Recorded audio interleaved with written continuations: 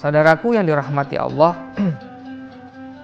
kadangkala kita mendapati dunia intelektual kita merasa cukup puas dalam mentransformasi ilmu atau mentransformasi pengetahuan. Padahal yang harus kita ajarkan kepada anak didik kita harus dorong mereka untuk membuktikan validitas ilmu yang kita miliki, validitas informasi yang kita miliki. Sehingga apa? Media sosial, ya, kemudian platform digital, kemudian ketika mereka membawa berita-berita yang tidak benar, kita bisa langsung mengidentifikasi karena kita terbiasa untuk memvalidasi, bukan hanya sekedar mencari informasi. Maka tidak heran apabila kita melihat kenapa ada orang yang memiliki titel, kenapa ada orang yang memiliki pangkat, namun dengan sangat mudahnya menyebarkan hoax, menyebarkan video adu domba dan sebagainya. Karena dia terbiasa untuk menggali informasi tapi tidak diiringi dengan mencari validasi. Oleh karena itu sama, ketika kita ingin mempertahankan akidah kita kepada Allah Subhanahu wa taala, yang kita lakukan adalah terus belajar. Bukan hanya menerima informasi dari guru, tapi kita cek, kita validasi. Informasi yang kita terima harus benar-benar sampai kepada derajat perintah Allah, fatabayyan. Ini yang pertama. Yang kedua adalah dekati orang-orang soleh dan dekati hal-hal yang menyebabkan Anda menjadi orang yang soleh. Qaribu as-salaha wa ahlahu wabta'idu anil ma'siyati wa ahlaha. Kita dekati kita dekati kesalehan dan kita dekati orang-orang yang saleh. Kita jauhi kemaksiatan dan kita juga menjauhi orang-orang yang berbuat maksiat. Dengan cara inilah kita hidup menjadi lebih terbiasa untuk mensterilkan diri kita dari toksik yang mungkin mengganggu akidah kita. Para pemirsa dimanapun Anda berada, hadirin dan hadirat yang dirahmati Allah, kadangkala dalam kedangkalan pikir kita, sifat tergesa-gesanya kita suka membandingkan diri kita yang sudah cukup baik dengan orang yang kurang baik tapi lebih bergelimang.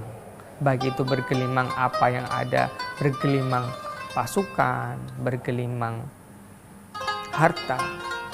Padahal kita sudah berada di dalam track yang bagus. Oleh karena itu, kita harus dekat-dekat.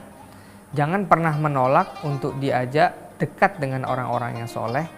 Dan jangan pernah mau ketika diajak dekat-dekat pada orang-orang yang memang suka melakukan maksiat. Walaupun kita sendiri masih melakukan maksiat.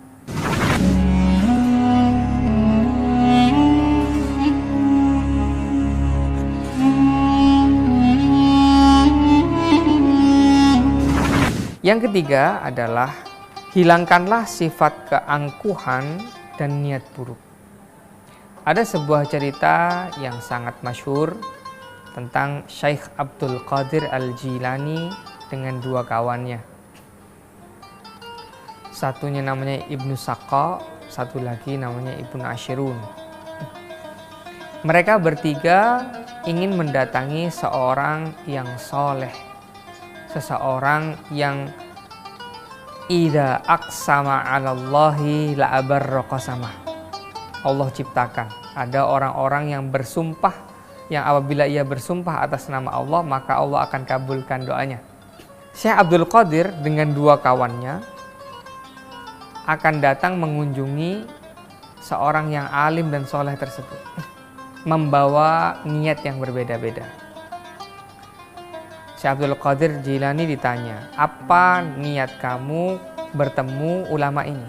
Saya hanya minta doa, mudah-mudahan diijabah oleh Allah, hidup saya menjadi berkah.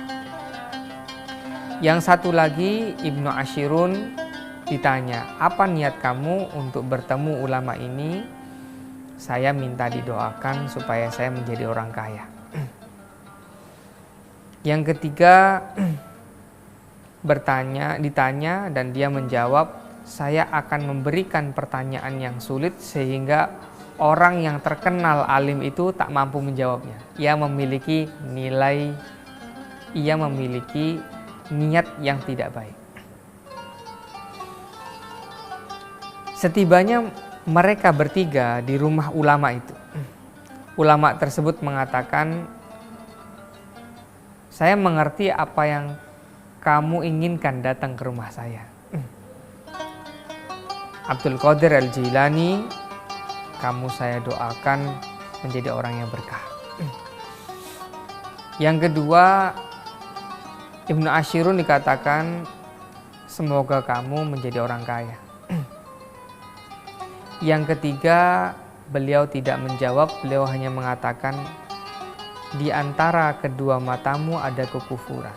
Hadirin yang dirahmati Allah, mereka bertiga pulang dan terjadilah apa yang disampaikan oleh ulama yang soleh dan alim tadi. Syekh Abdul Qadir tumbuh menjadi seorang ulama yang diberkahi, seorang ulama yang mapan secara keilmuan dan mapan kesalehannya. Ibnu Ashirun pun tumbuh menjadi pemuda yang kaya raya, memiliki banyak perbendaharaan. Namun lain halnya dengan orang yang ketiga. Suatu ketika dia diundang oleh raja yang ada di Eropa menjadi tamu undangan. Lantas ia tertarik kepada perempuan cantik yang ternyata adalah anak dari sang raja. Karena ketertarikannya terhadap si putri raja, Ibnu Sakok mengatakan, biarkan saya nikahi anak Anda. Sang raja pun bingung. Akhirnya sang raja mengatakan, baik, saya izinkan Anda untuk menikahi putri saya, akan tetapi kamu harus mengatakan bahwa kamu keluar dari Islam. Dengan kealimannya, Ibnu Sakok mengambil pertimbangan bahwa tak apa, saya keluar dari Islam sebentar saja, kemudian saya syahadat kembali. Namun apa yang terjadi ketika Ibnu Sakok mengumumkan bahwa dia telah keluar dari Islam, maka seketika sang raja mengumumkan kepada seantero negara bahwa ulama ini telah keluar dari agama Islam. Kemudian Ibnu Sakok pun diusir dan raja menolak untuk menikahkan dengan putrinya. Pada akhir masa hayatnya, Ibnu Sakok terlihat orang yang seperti, mohon maaf, gelandangan. Kemudian dulunya dia seorang yang hafal Al-Quran, hanya tersisa 1 ayat saja. Hadirin yang dirahmati Allah, hal ini menunjukkan bahwa menjaga ketulusan niat merupakan hal yang penting. Menghindari niat-niat buruk, menjatuhkan orang, merusak harga diri orang lain, itu adalah sesuatu yang dilarang oleh agama. Maka bagi kita yang ingin agamanya baik, akidahnya tulus, mengabdi kepada Allah Subhanahu wa Ta'ala, maka hendaknya ia meluruskan niat sehingga niatnya pun baik, hidupnya baik, dan semoga didoakan oleh orang-orang yang soleh di sekitarnya.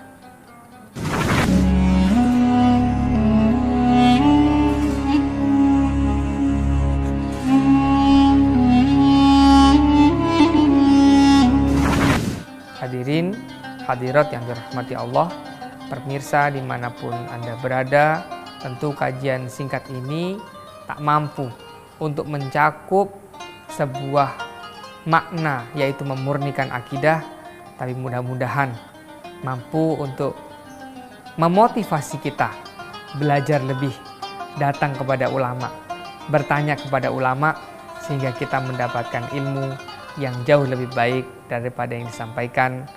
Wallahul muwaffiq ila aqwamit thoriq. Assalamualaikum warahmatullahi wabarakatuh.